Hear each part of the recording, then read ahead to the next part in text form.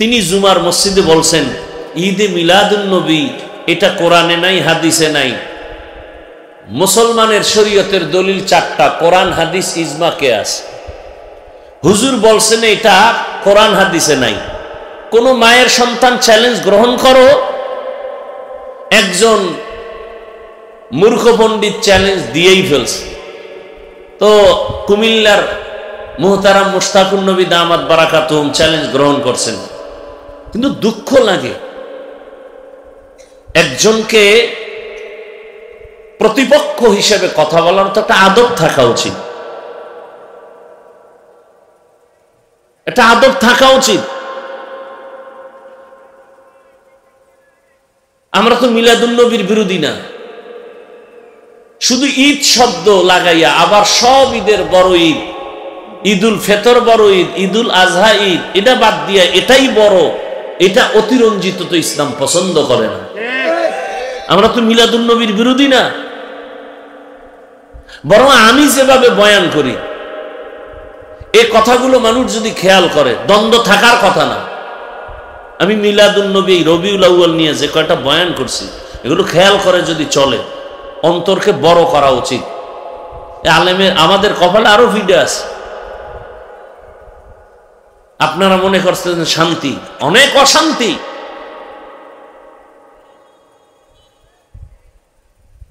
এত বড় একজন ব্যক্তি কথা বলছেন হুট ছাড়া।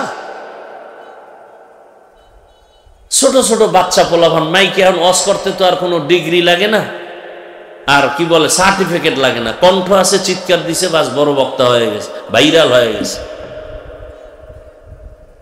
ভাইরালের দান্দা, কথা বলার শালীনতা থাকা উচিত। আরে ভাই, আপনি আউযুবিল্লাহ পারেন না, বিসমিল্লাহ পারেন না, আপনার কথা আর আমি একজন রসুলের আদর্শের ব্যক্তির কথা কি এক হতে পারে? হ্যাঁ, শালীনতা তো থাকবে। উম্মত তো আলেম থেকে শিখবে, উম্মত তো এই যাচাই করে না ও হুজুরে কি পাস, কত ডিগ্রি, এটা তো মানুষ যাচাই করে না, মানুষ যাচাই করে মাওলানা। তাহলে মানুষ তো এদের থেকে শিখতে চায়, তাহলে আমার ভাষাটা তো এমন হওয়া উচিত যে আমার থেকে যেন সবাই কিছু শিখে। কারণ ওলামায়ে কেরাম ওয়ারাসাতুল আম্বিয়া, রাসূলের ওয়ারিস, এদের মাধ্যমে জান্নাতের পথ পাবে। এদের মাধ্যমে ওলামায়ে কেরামের দ্বারা মানুষ ভাষা শিখবে, আদব শিখবে। আল্লাহ ওলামায়ে কেরামদেরকে রাসূলের খাঁটি ওয়ারিস হওয়ার তৌফিক দান করুন, আমিন। রাসূল অল্প টাইমে মক্কা বিজয় করলেন কিভাবে? একটা বেতের বাড়ি লাগে নাই, গালি লাগে নাই, রাসূলের সুন্দর আচরণ, ব্যবহার, আর কিচ্ছু না। কেমন রাসূল পেয়েছি আমরা, জীবনে যে একটা গালি দেননি, কাউকে চোখ গরম করে তাকান নাই, হাজারো গালি শুনছেন, জবাব দেননি। রাসূল একটা মিথ্যা কথা জীবনে বলেননি। আর এগুলো মাইকের সামনে বলার দ্বারা উম্মতের কি লাভ? আমি যদি আরেকজন আলেমের বিরুদ্ধে মাইকে বলি, এতে উম্মত কি পাবে? উম্মত হিসাব শেষে কি পাবে? যে হুজুরদের মধ্যে ভেজাল, এগো বয়ান শুনে লাভ নেই। এই ফলাফল এইটাই পাইল উম্মতেরা। তো সর্বশেষ বদনাম হুজুরের হয় নাই, বদনাম মূলত ইসলামেরই হইল। সুবহানাকা লা ইলমা লানা ইল্লা মা আল্লামতানা ইন্নাকা আনতাল আলিমুল হাকীম। রব্বি ইশরাহ লি সাদরি ওয়া ইয়াসসির লি আমরি ওয়াহলুল উকদাতাম মিন লিসানি واحلل عقدة من لساني يفقهوا قولي। حقیقت کھل جائے گی بوقت امتحان تیرے، حقیقت کھل جائے گی بوقت امتحان تیرے، کہ سستی میں یا محنت میں گزاری زندگی تو نے، کہ سستی میں یا محنت میں گزاری زندگی تو نے۔ दुर्फेशानी ने तेरे कतरों को दरिया कर दिया, दुर्फेशानी ने तेरे कतरों को दरिया कर दिया, दिल को रोशन कर दिया, आँखों को बीना कर दिया, दिल को रोशन कर दिया, आँखों को बीना कर दिया।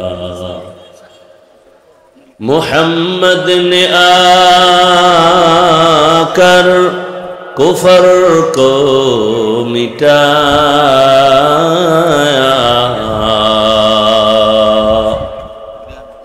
मोहम्मद ने आकर कुफर को मिटाया, कुफर को मिटाकर सदाकत बताया, कुफर को मिटाकर सदाकत बताया।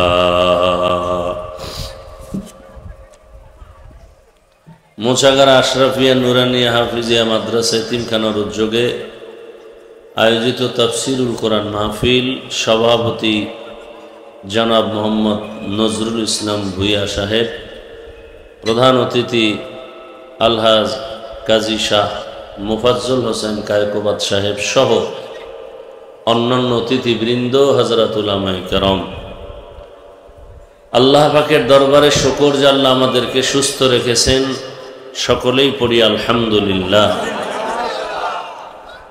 হাজারো লাখো মানুষের ভেতর থেকে বাছাই করে পৃথিবীর শ্রেষ্ঠ মজলিস, উলামায়ে আহলে হকের মজলিস, গুনাহ মাফের মজলিস, তওবা কবুলের মজলিসে আমাদেরকে হাজির হওয়ার তৌফিক দান করেছেন। নিয়ামতের শুকর আদায়ার্থে মহব্বতে পড়ি আর একবার আলহামদুলিল্লাহ।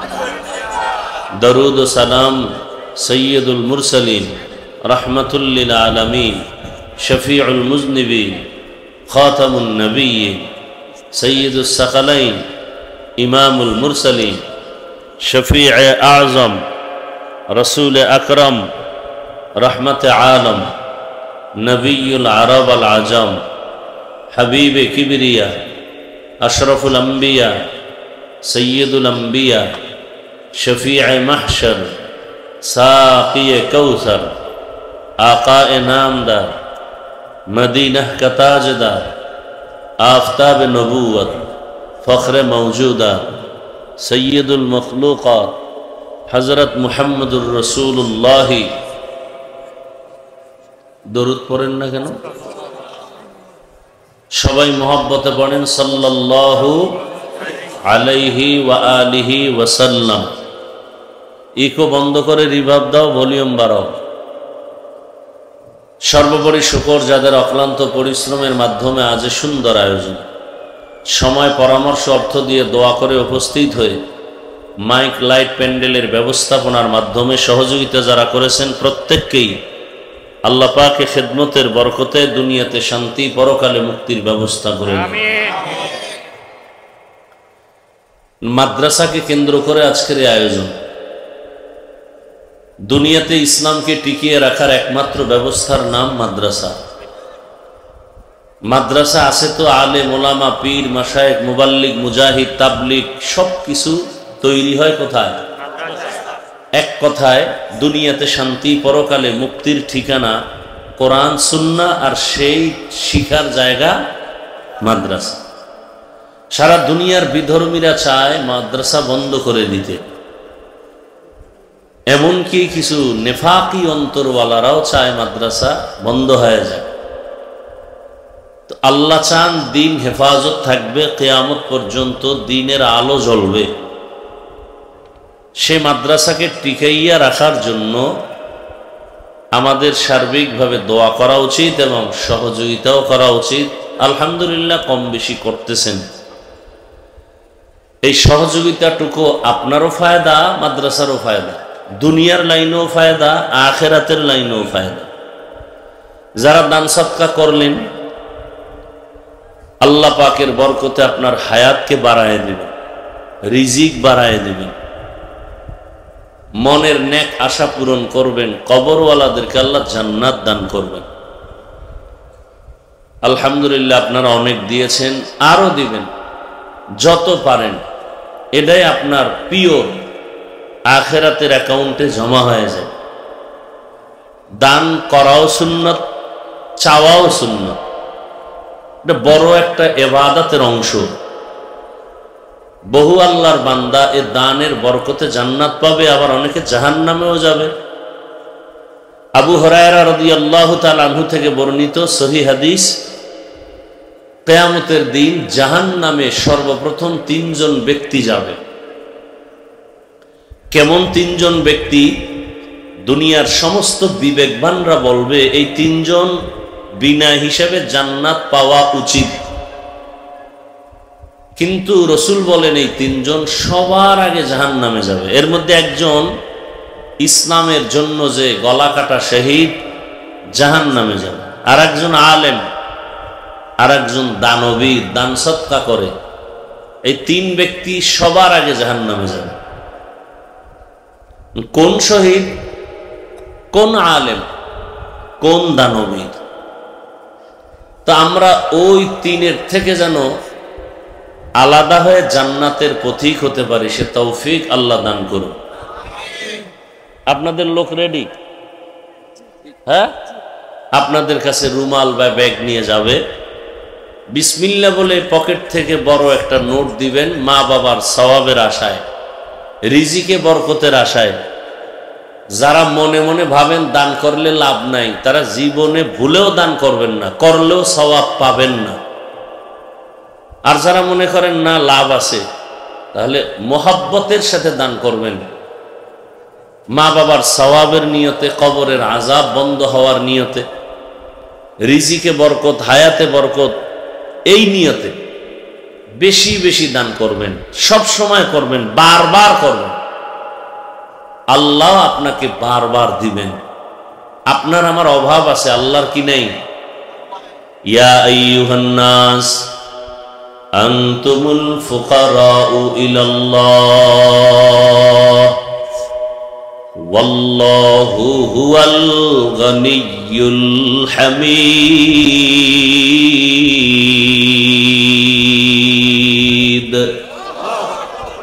আল্লাহ বলেন, দুনিয়ার মানুষ তোমরা সবাই ফকির।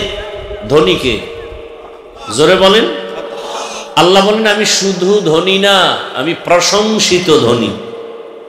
দুনিয়ার ধনীদের বদনাম, আমি আল্লাহ প্রশংসিত ধনী। বদনাম কেন? দুনিয়ার টাকাওয়ালারা দিতে চায় না, দিতে গিয়াও দেয় না, মনের মতো দেয় না, চাহিদা পূরণ করে না। আবার যতটুকু দেয় তা আবার খোটা দিয়া জাল মিটায় দেয়। বলে, আরে অমুকে আজকে ভালো অবস্থানে আছে, তো সব আমার টাকা। মাদ্রাসা দিছে 50,000, দাবি করে আমার মাদ্রাসা, আমি উঠাই দিছি। মসজিদে দিছে 50,000, দাবি করে মানুষের সামনে, না আমার মসজিদ। তাহলে এরা দিতে গিয়েও দরজা বন্ধ রাখে, মনের মতো দেয় না, সময় মতো দেয় না, চাহিদা মতো দেয় না। যতটুকু দেয় তার খোটা দিয়া জাল মিটায় দেয়। এরা সব কলুষিত ধনী। আর আল্লাহ বলেন, আমি চাওয়ার আগে দেই, চাহিদার বেশি দেই, এবং দেওয়ার পরে আমি আল্লাহ খোটাও দেই না। এজন্য আল্লাহ হলেন প্রশংসিত ধনী। কই আপনার উঠানো হয়ে গেছে? বললাম তো নামার জন্য, তাড়াতাড়ি বয়ানও চলবে, কালেকশনও চলবে। আমি তো কথা খুব কঠোর বলি। যারা দান করলে সওয়াব নাই মনে করেন, এরা দান করবেন না, করলে কোনো সওয়াব পাবেন না।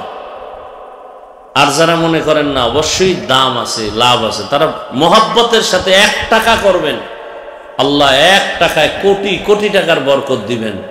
আল্লাহ তো আপনার উপরের অবস্থা দেখবেন না, আল্লাহ দেখবেন আপনার অন্তরের হালাত।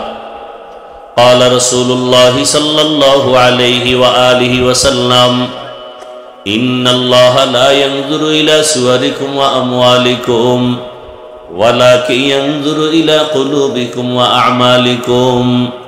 আল্লাহ বান্দার চেহারা, সম্পদ এগুলো দেখেন না, আল্লাহ দেখেন বান্দার অন্তরের হালাত, কি নিয়তে তুমি কি কাজ করো। অতএব আল্লাহর কাছে আমার দান কবুল হোক, সেই নিয়তে দান করবেন। আপনাদের দান আল্লাহ কবুল করেন, আমিনও আসে না? দানের বরকতে আল্লাহ হায়াতে, ইজ্জতে, রিজিকে বরকত বাড়ায় দেন। কবরওয়ালাদেরকে আল্লাহ জান্নাত দান করেন। দ্রুত উঠায় নির্দিষ্ট স্থানে পৌঁছায় দেন।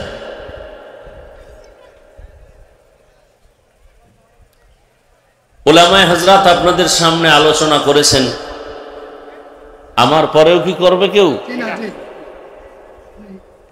আমি আপনাদের সামনে শুধু দোয়া নেওয়ার জন্য হাজির হয়েছি এবং সংক্ষিপ্ত দু চারটি কথা বলার নিয়ত করেছি, এবং সেই সূত্রেই কোরআনে হাকিমের এক আয়াতে কারিমা, রসুলের একটি হাদিস পড়েছি। ইখলাস ও রুহানিয়াতের সমন্বয়ে, সহি নিয়তে, সহি তরিকায়, সহি কিছু কথা কোরআন সুন্নাহ ভিত্তিক বলার মতো, আপনাদেরকে শুনবার মতো দয়াময় আল্লাহ তৌফিক দান করেন। আরো মহব্বতে পড়েন আল্লাহুম্মা আমিন। আল্লাহ মাহফিল কবুল করেন, আল্লাহ মাদ্রাসা কবুল করেন, আয়োজনকারী, সহযোগিতাকারী, দান সৎকারী সবাইকে আল্লাহ কবুল করেন। পুরা এলাকায় আল্লাহ শান্তি দান করেন, পুরা দেশবাসীকে আল্লাহ শান্তির জিন্দেগি দান করেন, দুনিয়ার সমস্ত মুসলমানের ঈমান আমল হেফাজত করেন। ওয়ামা আরসালনাকা ইল্লা রাহমাতাল লিল আলামিন। আল্লাহ তাআলা বলেন, হে রাসূল করিম সাল্লাল্লাহু আলাইহি ওয়া আলিহি ওয়াসাল্লাম, আমি আপনাকে দুনিয়াতে পাঠাই নাই, হ্যাঁ পাঠিয়েছি জগৎসমূহের রহমত হিসেবে। হাদিসে পাকে রাসূল বলেন, দুনিয়ার উম্মত, আমি বিদায় বেলা দুটো জিনিস তোমাদের মাঝে রেখে গেলাম, আকরাইয়া যদি ধরো ঈমানও যাবে না, আমলও যাবে না।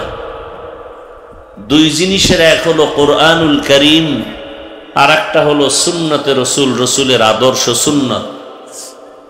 আজও পর্যন্ত এই দুই জিনিস যাদের কাছে আছে তারা অনেক সম্মানেও আছেন এবং ঈমানের সাথেও আছেন।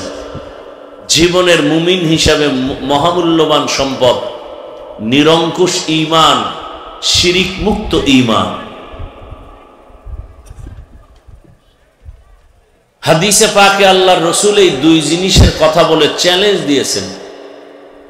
ঠিকই রসুলের কথা এতটা পিওর যে ১৫০০ বছরের পরেও আজ এত মুসিবত, এত ফিতনা, এরপরেও যাদের কাছে এই দুইটা জিনিস আছে, কোরআন আর কি রসুলের সুন্নত, এরা এখনো সম্মানে আছে, অনেক শান্তিতে ঈমানের সাথে আছে।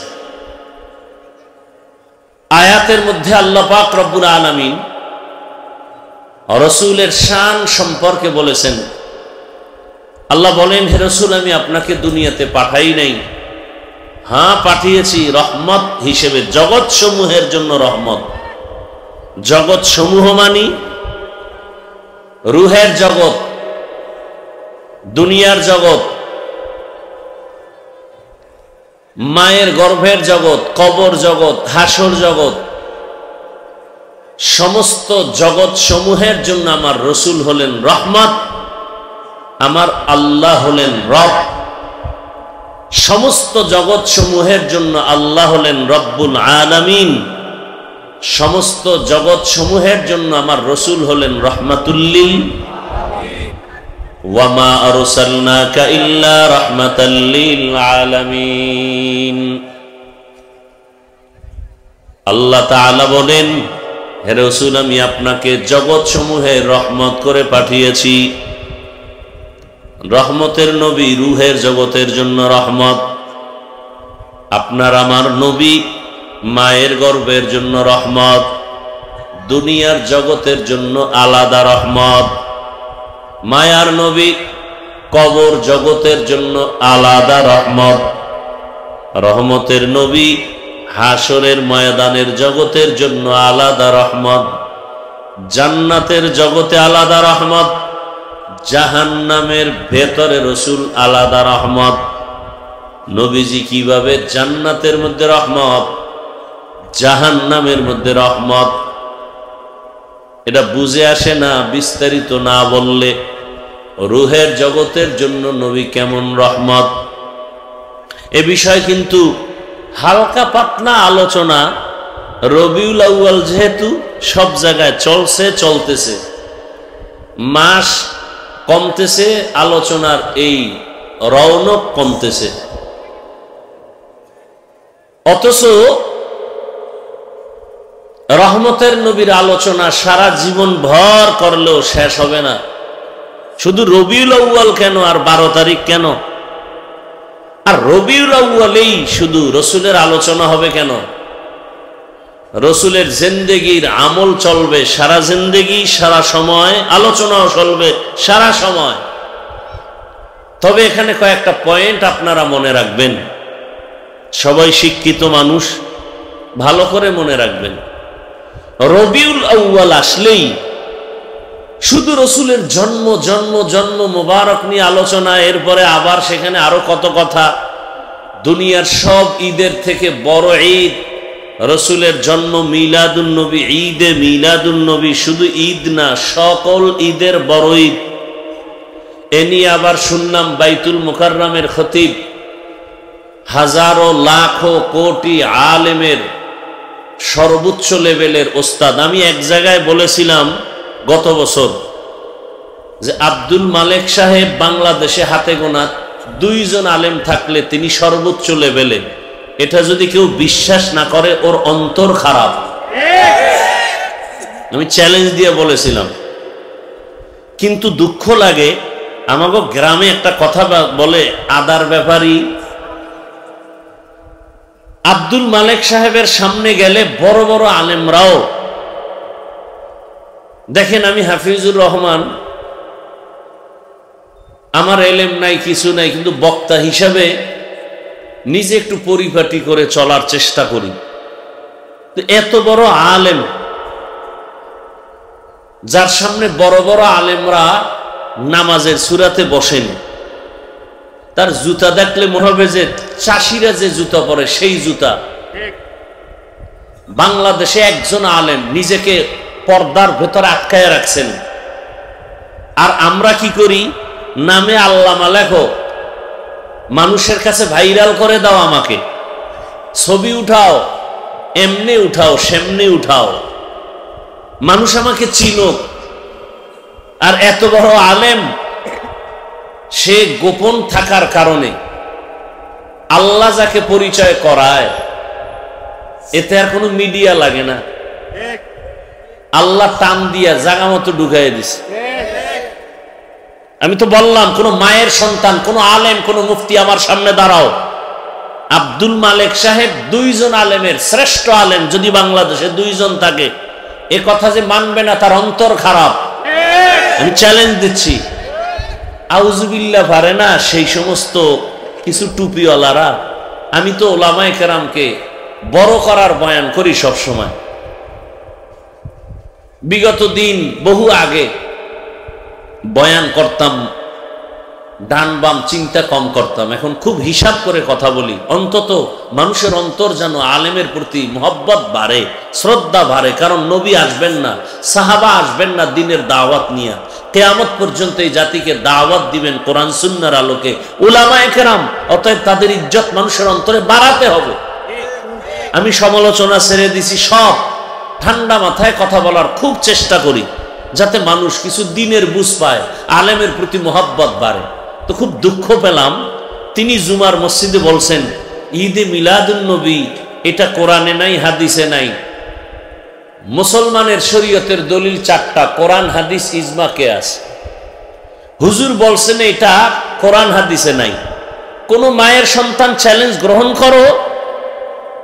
একজন মূর্খ পণ্ডিত চ্যালেঞ্জ দিয়েই ফেলছে। তো কুমিল্লার মুহতারাম মুশতাকুন নবী দামাত বারাকাতুহুম চ্যালেঞ্জ গ্রহণ করছেন। কিন্তু দুঃখ লাগে, একজনকে প্রতিপক্ষ হিসেবে কথা বলার তো একটা আদব থাকা উচিত, একটা আদব থাকা উচিত। আমরা তো মিলাদুন নবীর বিরোধী না, শুধু ঈদ শব্দ লাগাইয়া আবার সব ঈদের বড় ঈদ, ঈদুল ফিতর বড় ঈদ, ঈদুল আজহা ঈদ, এটা বাদ দিয়া এটাই বড়, এটা অতিরঞ্জিত তো ইসলাম পছন্দ করে না। আমরা তো মিলাদুন নবীর বিরোধী না, বরং আমি যেভাবে বয়ান করি এই কথাগুলো মানুষ যদি খেয়াল করে, দ্বন্দ্ব থাকার কথা না। আমি মিলাদুন নবী রবিউল আউয়াল নিয়ে যে কয়টা বয়ান করছি এগুলো খেয়াল করে যদি চলে, অন্তরকে বড় করা উচিত। আলেমের আমাদের কপালে আরো ভিডিও আছে। আপনারা মনে করছেন শান্তি, অনেক অশান্তি।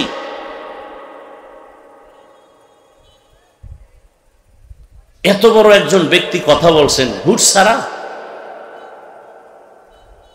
ছোট ছোট বাচ্চা পোলাভান মাইকে এখন ওয়াজ করতে তো আর কোনো ডিগ্রি লাগে না, আর কি বলে সার্টিফিকেট লাগে না, কণ্ঠ আছে, চিৎকার দিছে, বাস বড় বক্তা হয়ে গেছে, ভাইরাল হয়ে গেছে। ভাইরালের দান্দা। কথা বলার শালীনতা থাকা উচিত। আরে ভাই, আপনি আউযুবিল্লাহ পারেন না, বিসমিল্লাহ পারেন না, আপনার কথা আর আমি একজন রসুলের আদর্শের ব্যক্তির কথা কি এক হতে পারে? হ্যাঁ, শালীনতা তো থাকবে। উম্মত তো আলেম থেকে শিখবে। উম্মত তো এই যাচাই করে না ও হুজুরে কি পাস, কত ডিগ্রি, এটা তো মানুষ যাচাই করে না। মানুষ যাচাই করে মাওলানা। তাহলে মানুষ তো এদের থেকে শিখতে চায়। তাহলে আমার ভাষাটা তো এমন হওয়া উচিত যে আমার থেকে যেন সবাই কিছু শিখে।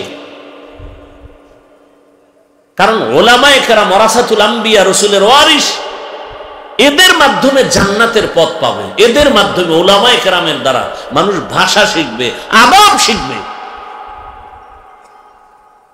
আল্লাহ ওলামায়ে কেরামদেরকে রসুলের খাঁটি ওয়ারিস হওয়ার তৌফিক দান করুন। আমিন। রসুল অল্প টাইমে মক্কা বিজয় করলেন কিভাবে? একটা বেতের বাড়ি লাগে নাই, গালি লাগে নাই, রসুলের সুন্দর আচরণ, ব্যবহার, আর কিচ্ছু না। কেমন রসুল পেয়েছি আমরা জীবনে যে একটা গালি দেননি, কাউকে চোখ গরম করে তাকান নাই, হাজারো গালি শুনছেন, জবাব দেননি। রসুল একটা মিথ্যা কথা জীবনে বলেননি। আর এগুলো মাইকের সামনে বলার দ্বারা উম্মতের কি লাভ? আমি যদি আরেকজন আলেমের বিরুদ্ধে মাইকে বলি, এতে উম্মত কি পাবে? উম্মত হিসাব শেষে কি পাবে? যে হুজুরদের মধ্যে ভেজাল, এগো বয়ান শুনে লাভ নেই। এই ফলাফল এইটাই পাইল উম্মতেরা। তো সর্বশেষ বদনাম হুজুরের হয় নাই, বদনাম মূলত ইসলামেরই হইল।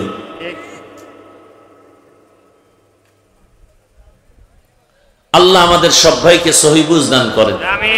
আমি মূল কয়েকটা কথা বলে যাব, খেয়াল রাখবেন। রবিউল আউয়াল নিয়ে আমি বলেছি আপনাদেরকে, আবার আমি রিপিট করতেছি। রবিউল আউয়াল 12 মাসের মধ্যে আরবির তৃতীয় মাস। মুহররম, সফর, রবিউল আউয়াল। মুহররম আরবি বছরের প্রথম মাস। আল্লাহ কোরআনে বলেছেন বছরে মাস হবে 12টা কিয়ামত পর্যন্ত। কোন বছর 11 মাসেও হবে না, 13 মাসেও হবে না। তো রবিউল আউয়াল মাস তৃতীয় মাস। এই মাসে গোটা দুনিয়ার উম্মত 4টা হাদিয়া পেয়েছে। কয়টা? মনে রাখবেন, লিখে রাখবেন। 4টা হাদিয়া পেয়েছে। 1 নম্বর হাদিয়ার নাম ভেলাদাতুন নবী, 2 নম্বর হাদিয়ার নাম রেসালাতুন নবী রবিউল আউয়ালে। রবিউল আউয়ালে 3 নম্বর হাদিয়া পেয়েছি হিজরাতুন নবী। 4 নম্বর রবিউল আউয়ালের হাদিয়া ওয়াফাতুন নবী। রসুলের জন্ম মোবারক, রসুলের রেসালাত কিতাব রবিউল আউয়ালে, হিজরত রবিউল আউয়ালে, রসুলের ইন্তেকাল রবিউল আউয়ালে। কয়টা হলো? 4টা। এই 4টার থেকে এবার শাখা, আরো ফলাফল। রসুলের বেলাদাত, মিলাদ, এর থেকে আমরা উম্মত কি পাইছি? আজাদিয়াত, বাংলা অর্থ মুক্ত স্বাধীনতা। কেমনে? বিস্তারিত আলোচনা করতে হবে। নাম্বার 2, রেসালাতের দ্বারা পেয়েছি শরীয়ত। শরীয়ত মানে মানুষের জীবন সুন্দরভাবে পরিচালনার নিয়ম নীতি। নিয়ম নীতি না থাকলে ওই সমাজে আর শান্তি থাকে না, ওই ঘরে শান্তি থাকে না, ওই প্রতিষ্ঠান টিকে না। ইসলামের নিয়ম নীতির নাম শরীয়ত। কোনটা হালাল, কোনটা হারাম, এটা রেসালাতের দ্বারা আসছে। এরপরে আসছে হিজরাতুন নবী। হিজরতের দ্বারা কি পেয়েছি? নুসরাত মিন জানিবিল্লাহ, আল্লাহর তরফ থেকে ডাইরেক্ট সাহায্য। কিভাবে? বিস্তারিত আলোচনা। রসুলের ইন্তেকাল হয়ে গেল, সেখান থেকে আমরা কি পেয়েছি? নিজামে খেলাফত, অর্থাৎ রাষ্ট্র পরিচালনা কিভাবে হবে, কি সিস্টেমে হবে। আল্লাহর রসুল ইন্তেকালের পরে এ সিস্টেম উম্মত পেয়েছে। প্রথম খলিফা আবু বকর, দ্বিতীয় খলিফা ওমর, তৃতীয় খলিফা উসমান, চতুর্থ খলিফা হযরত আলী রাদিয়াল্লাহু আনহুম আজমাইন। এদেরকে বলা হয় খোলাফায়ে রাশিদিন। রবিউল আউয়ালে রসুলের আলোচনা সম্পর্কে 4টা বাক্য আমরা ব্যানারে দেখতে পাই। কয়টা?